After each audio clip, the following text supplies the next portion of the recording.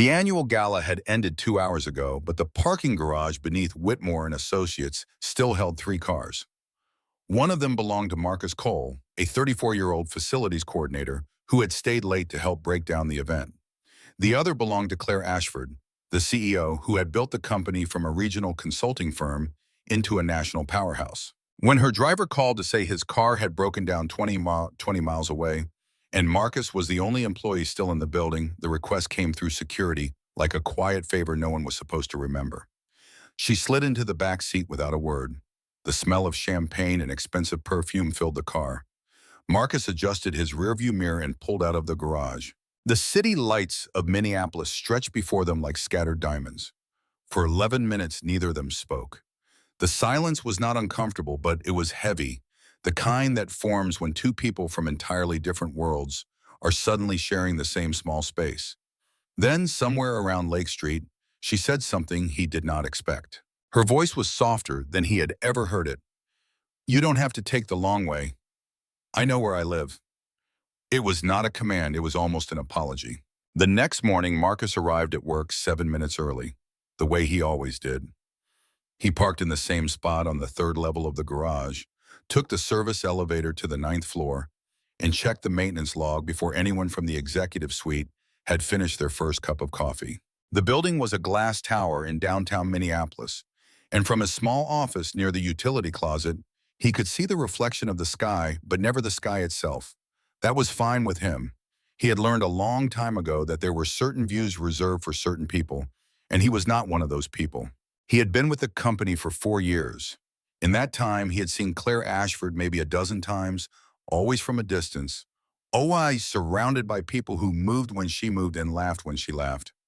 She was 41, unmarried, and the subject of endless speculation among the staff. Some said she had sacrificed everything for the company. Others said she simply preferred her own company to anyone else's. Marcus had never given it much thought. She was the CEO. He was the man who made sure the lights stayed on and the elevators ran smoothly. Their worlds did not overlap. But today, something was different.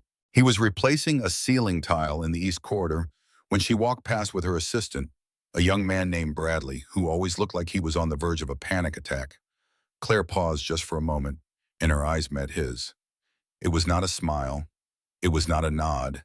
It was something smaller than that, something almost imperceptible, like the brief hesitation of a pen before it signs an important document.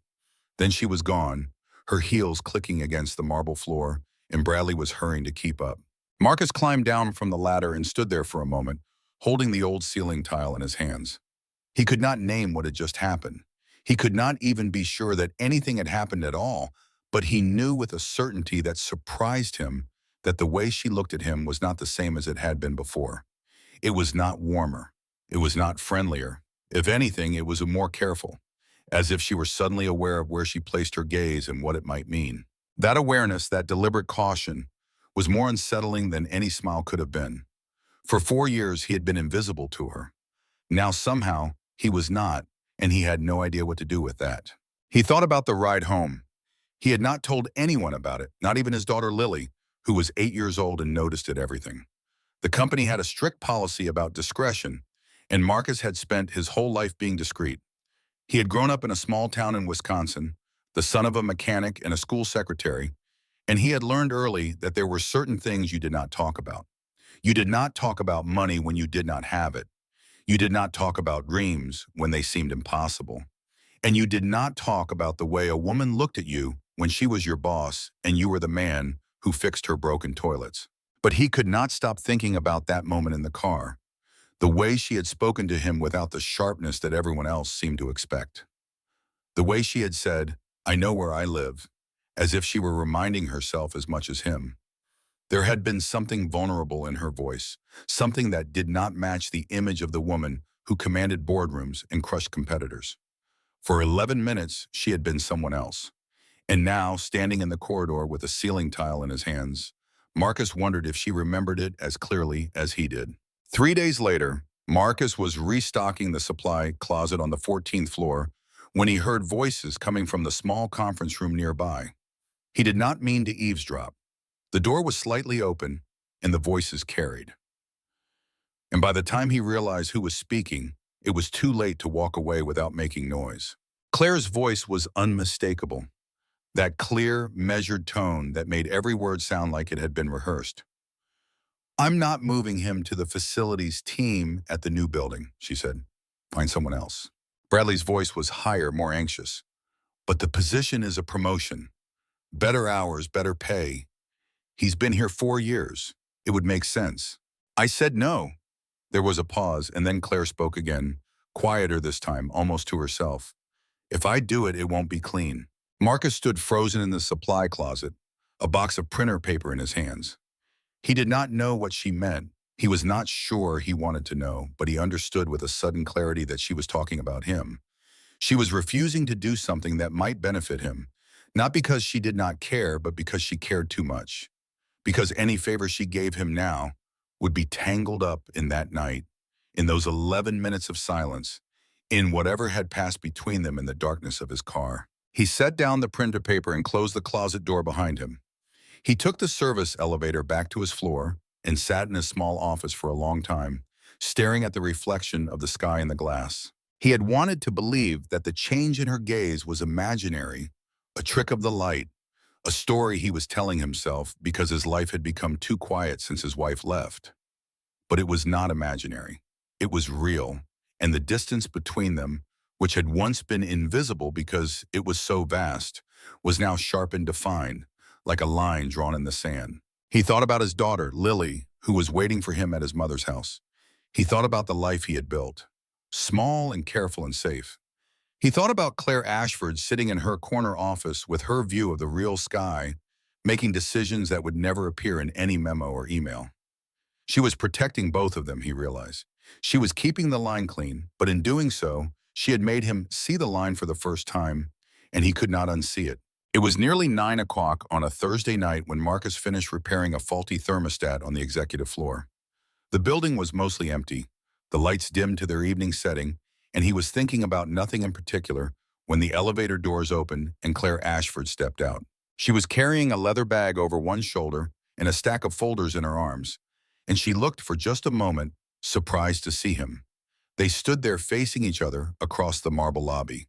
The elevator doors closed behind her with a soft chime. She did not move toward the parking garage. He did not move toward the service corridor. It was as if the building itself had conspired to put them in the same place at the same time, and neither of them knew what to do about it. Then she did something unexpected. She walked to the elevator and pressed the button for the garage. And when the doors opened, she held them with her hand and looked at him. "Are you going down?" she asked. It was such a simple question. It should not have meant anything. But Marcus knew from the way she asked it that she was offering him something, a chance to share the same small space again, the way they had that night in his car. He did not know if he should take it. He took it. The elevator descended slowly, 14 floors to the basement. She stood on one side, he stood on the other, and the silence between them was different from before. It was not heavy. It was almost comfortable, like a conversation that did not need words. He thought about that night, the way she had smelled of champagne and perfume, the way she had said, "I know where I live." He wondered if she was thinking about it too. When the doors opened, she stepped out first, and he followed a few paces behind. Her car was parked near the executive spaces, a silver sedan that probably cost more than he made in a year. His car was on the other side of the garage, a 10-year-old Honda with a dent in the rear bumper from a parking lot accident he could not afford to fix. She turned to face him, and for a moment her expression softened. "Thank you," she said, "for that night. I never thanked you properly." "You don't have to," he said. "I know." She paused as if she were choosing her next words carefully. "But I wanted you to know that I remember it, that I haven't forgotten." She got into her car and drove away, and Marcus stood in the garage for a long time, listening to the echo of her engine fade into silence. He thought about what she had said and what she had not said. He thought about the way she had held the elevator door, waiting for him as if his presence mattered. And he realized for the first time that some changes do not need to be named. They simply exist, quiet and undeniable, like the reflection of the sky in a glass tower. Lily was waiting for him when he got home, sitting at the kitchen table with her homework spread out in front of her. She was a serious child with her mother's dark hair and her father's watchful eyes, and she noticed things that most adults missed. "You look tired," she said, not looking up from her math worksheet. "More tired than usual." Marcus hung his jacket on the hook by the door and sat down across from her. "Ross, long day," he said. "You always say that because it's always true." She looked up then, studying his face with an intensity that made him feel like he was under a microscope. "Is something wrong at work?" He did not answer right away. He thought about Claire, about the elevator, about the way she had thanked him in the parking garage. He thought about the line that separated their worlds and how it seemed to grow sharper every day. "No," he said finally, Nothing's wrong, just thinking about some things." Lily nodded as if this made perfect sense. "Mom used to say that thinking too much was bad for you." "Your mom said a lot of things. She also said you were the most honest person she ever met." Lily returned to her homework, her pencil scratching against the paper. "I think that's why she left. Honest people are hard to live with." Marcus did not know what to say to that. He sat in the quiet kitchen listening to the hum of the refrigerator and the scratch of his daughter's pencil. And he thought about honesty, about the things he could not say even to himself, about the woman in the silver sedan who had looked at him like he was something more than a facilities coordinator. He had never been the kind of man who wanted things he could not have. But tonight, in the silence of his small house, he admitted something he had been avoiding for days. This was taking up space in his mind. This was becoming something, and he did not know how to make it stop. 14 miles away, Claire Ashford stood at the window of her penthouse apartment, looking down at the city lights. The Minneapolis skyline stretched before her, a maze of steel and glass that she had helped build, one deal at a time. She had everything she had ever wanted: the corner office, the respect, the power to make decisions that affected thousands of lives. But tonight, none of it felt like enough. She thought about the man in the elevator, the way he had stood on the other side, quiet and steady, asking nothing of her, the way he had accepted her thanks without making it awkward, without making it mean more than it should. She had spent her entire career surrounded by people who wanted something from her, people who smiled too wide and laughed too loud and always had an agenda. But he had no agenda. He had simply driven her home on a night when she needed someone to be kind. And then he had gone back to his life as if it did not matter. But it did matter. It mattered more than she wanted to admit. She turned away from the window and poured herself a glass of wine. But she did not drink it. She just held it, feeling the cool glass against her palm, and wondered what it would be like to be the kind of person who could walk across a parking garage and say what she really meant. The quarterly operations meeting was held in the largest conference room on the 15th floor, with a mahogany table that could seat 30 and a view of the river that no one ever looked at. Marcus was there because there was a problem with the projector, and Bradley had called him in a panic 15 minutes before the meeting was supposed to start. By the time he fixed it, the room was full of executives in expensive suits, and Claire Ashford was standing at the head of the table, waiting for him to finish. He worked quickly, keeping his head down, avoiding eye contact. But when he stood up to leave, Claire's voice cut through the murmur of pre-meeting conversation. "Mr. Cole, could you check the temperature settings as well? It's too cold in here." Her tone was sharper than usual, almost dismissive. He felt the eyes of the room on him, felt the subtle shift in the air as people registered the CEO speaking to the maintenance man. "Of course," he said, keeping his voice neutral. He adjusted the thermostat and left the room without looking back. The meeting lasted 2 hours. Marcus spent it in his office, filling out work orders and trying not to think about the way she had spoken to him. He told himself it did not matter. He told himself she was just doing her job, maintaining the distance that was supposed to exist between them. But it stung more than he expected. After the parking garage, after the elevator, he had allowed himself to believe that something had shifted. Now he was not so sure. At 4:37, an email appeared in his inbox. It was from Claire Ashford's official account, and it contained a single line: "I'm sorry about this morning. It was not about you." There was no signature, no greeting, no explanation. Just those 10 words sitting on his screen like a secret. He read it 3 times. He did not reply. He did not know what he would say if he did.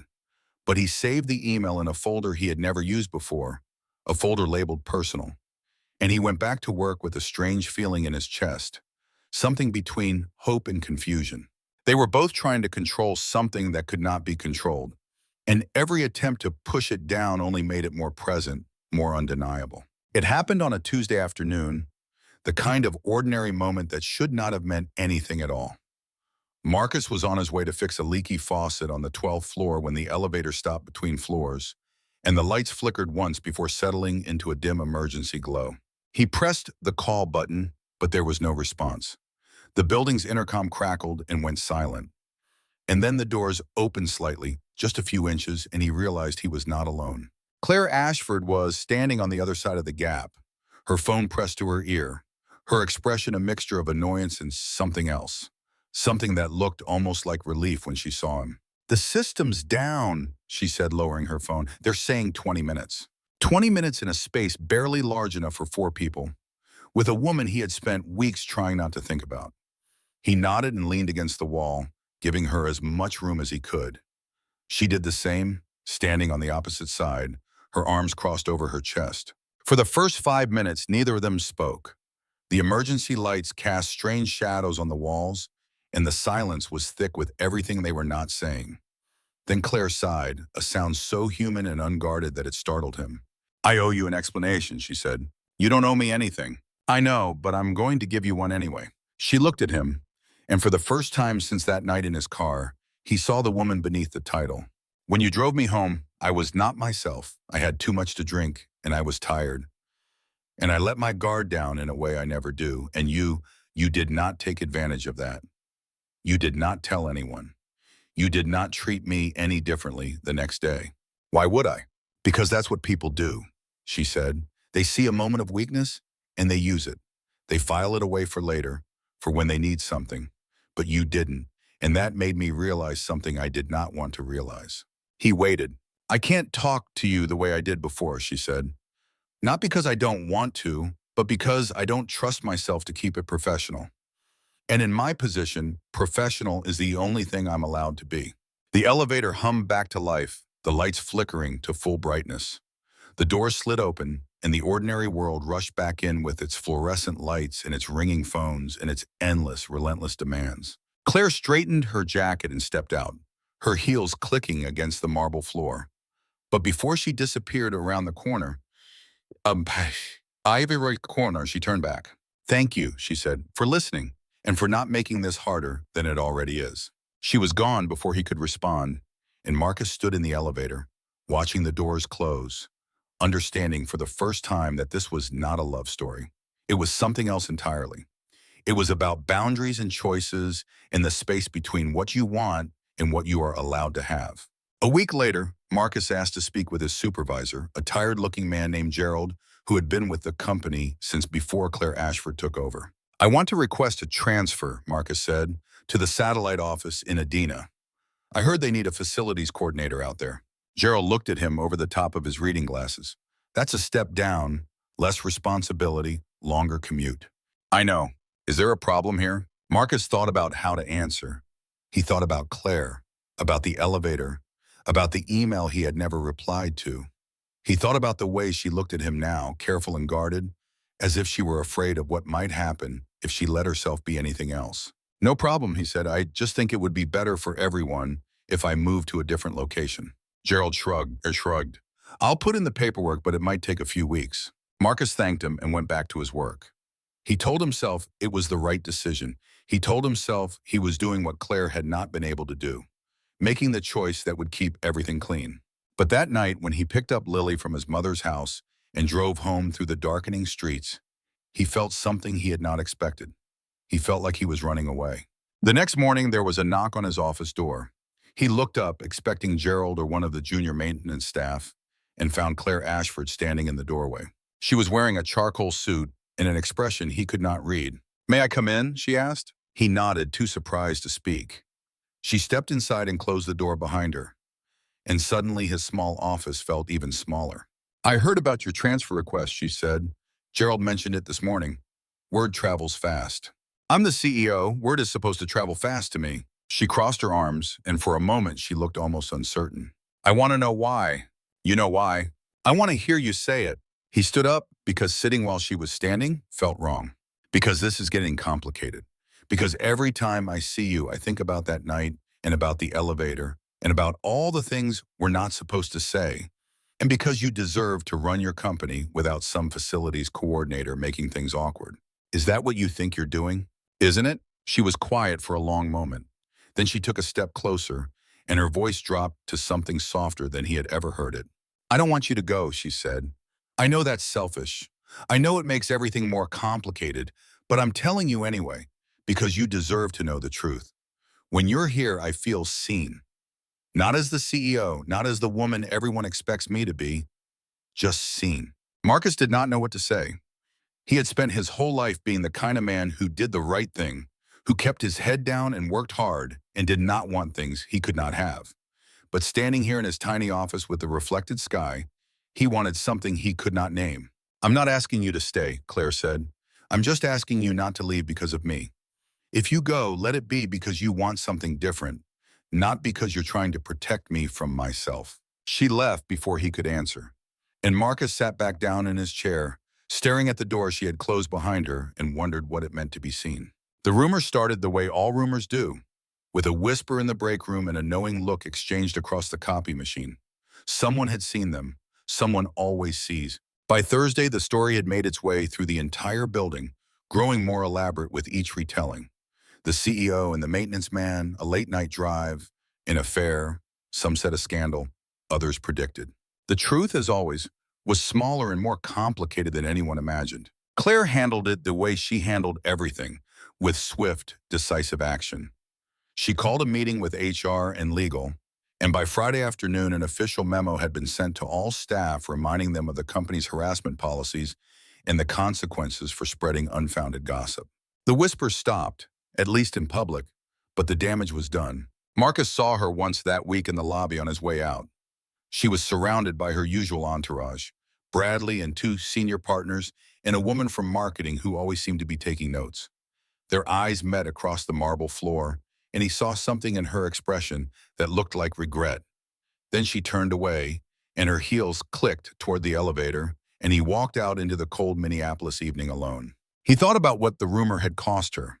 Not the professional consequences, although those might come later, but the personal cost, the reminder that she could never let her guard down, not even for a moment, not even with someone who had no agenda and wanted nothing from her. The rumor was proof of everything she feared, evidence that the world was always watching, always ready to punish any sign of weakness.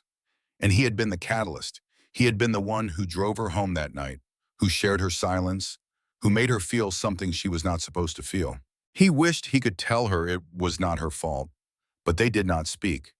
They passed each other in hallways and avoided each other's gaze. And the distance between them, which had once been invisible, became a wall neither of them knew how to climb. The transfer paperwork sat on Gerald's desk for 3 weeks before Marcus finally withdrew it. He did not tell anyone why. He did not need to. He just showed up for work the next day and the day after that, and slowly the rhythm of his life returned to something like normal. But normal was different now. It was shaped by absence, by the things he could not say and the woman he could not look at. He did his job. He fixed the leaky faucets and replaced the burned-out bulbs and made sure the building ran smoothly. And every day he walked past the executive floor.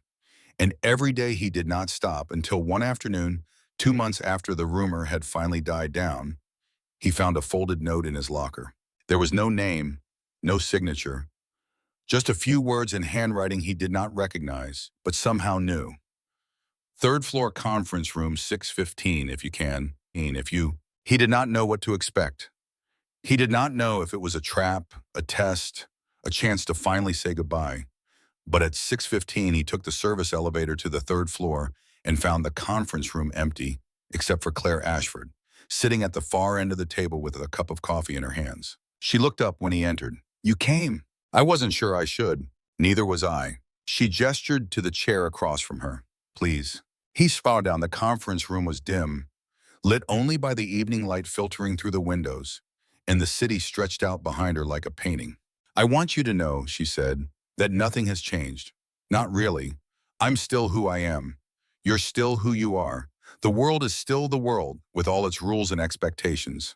I know, but something has changed for me." She set down her coffee cup and folded her hands on the table. "I trust you. Not because you're trustworthy, although you are, but because you've never asked me to be anything other than what I am. You've never wanted anything from me, and in my life, that's rarer than you can imagine." Marcus did not know how to respond. He had never been good with words, not the way she was. So he said the only thing he could think of. "I'm still here. I know." She smiled, and it was the first real smile he had seen from her.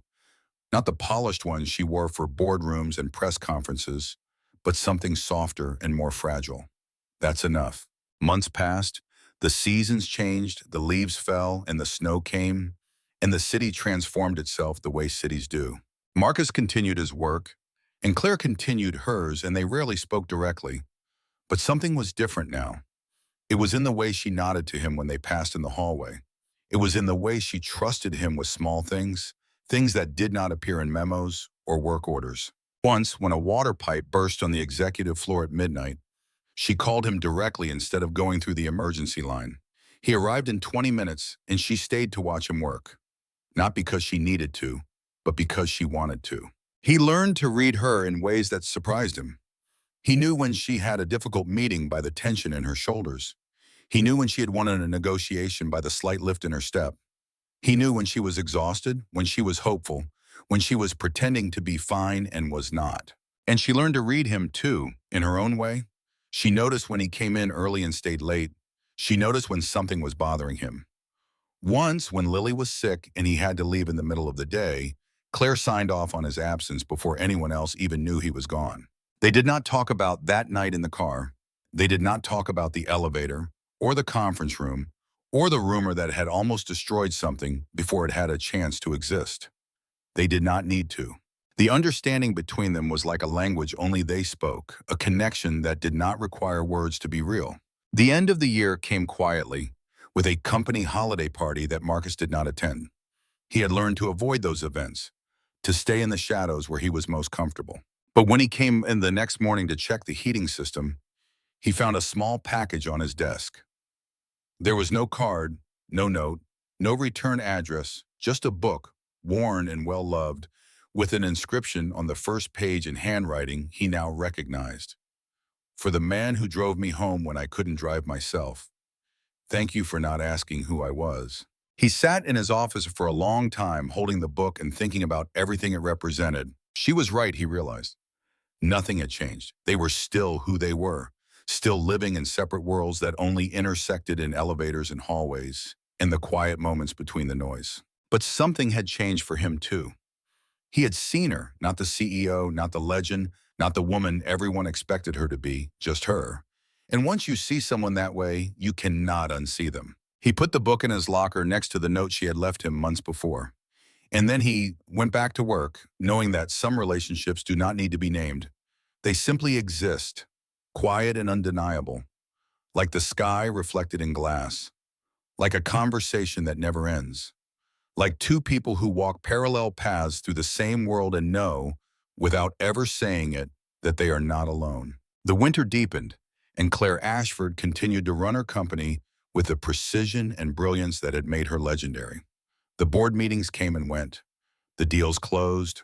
The quarterly reports showed profits that would make headlines. And through it all, she carried something with her that no one else could see. A quiet certainty that there was one person in the building who knew her true face. On the last day of the year, after the offices had emptied and the lights had dimmed, she found herself standing by the window of her office, looking out at the city she had helped build. She thought about the night Marcus had driven her home, how small and tired she had felt. How surprising it had been to let someone see her that way. She had spent her whole life being strong, being in control, being the person everyone needed her to be. And in one unguarded moment in the back seat of a maintenance man's car, she had remembered what it felt like to simply be human. She never spoke to him the same way after that. Not because she loved him, not because she wanted something she could not have, but because he had given her a gift she did not know she needed. He had reminded her that power does not have to mean loneliness. That strength does not have to mean distance. That somewhere in a building full of people who saw her as a symbol, there was one man who saw her as herself. And that was enough. It was more than enough. It was everything. In the quiet corridors of a towering office building in Minneapolis, The story of Marcus Cole and Claire Ashford unfolds like a gentle whisper amid the chaos of corporate life, a tale that reminds us of the profound beauty hidden in unexpected connections. Marcus, a single dad and unassuming facilities coordinator, and Claire, the formidable CEO who commands boardrooms with an unyielding precision, share a fleeting ride home one fateful night. What begins as a simple act of kindness evolves into a silent bond, one forged not in grand gestures, but in moments of vulnerability and mutual respect. Claire, burdened by the weight of her power, finds in Marcus someone who sees her not as a symbol of success, but as a human being, tired, real, and deserving of compassion. Marcus, in turn, discovers that even in his modest world, he can touch the life of someone seemingly untouchable, reminding him that true visibility comes from quiet authenticity rather than status. This narrative teaches us a timeless life lesson. In a world obsessed with hierarchies and appearances, the most valuable connections are those that transcend labels and expectations.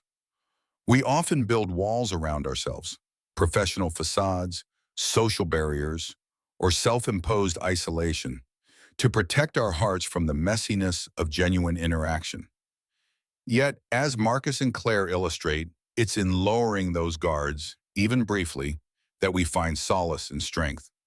Claire's guarded demeanor cracks, revealing the loneliness that accompanies power, while Marcus learns that his invisible role holds the power to humanize others. It's an emotional reminder that everyone, from the CEO in the penthouse to the worker in the utility closet, craves to be seen for who they truly are. This isn't about romance or rebellion. It's about empathy, the kind that heals without demanding anything in return. In our own lives, amidst the rush of deadlines and digital distractions, we must pause to offer kindness without agenda, to listen without judgment, and to recognize the shared humanity in strangers. These small acts can bridge divides, turning isolation into quiet companionship, and proving that true fulfillment lies not in conquests, but in the subtle art of being present for one another. What resonates with you most about this story? Have you ever experienced a moment where a simple kindness changed how you saw someone or yourself? Share your thoughts in the comments below. I'd love to hear your stories and spark a meaningful conversation. If this touched your heart, hit that subscribe button and turn on notifications so you never miss another inspiring tale that reminds us of life's deeper truths. Together, let's celebrate the connections that make us human.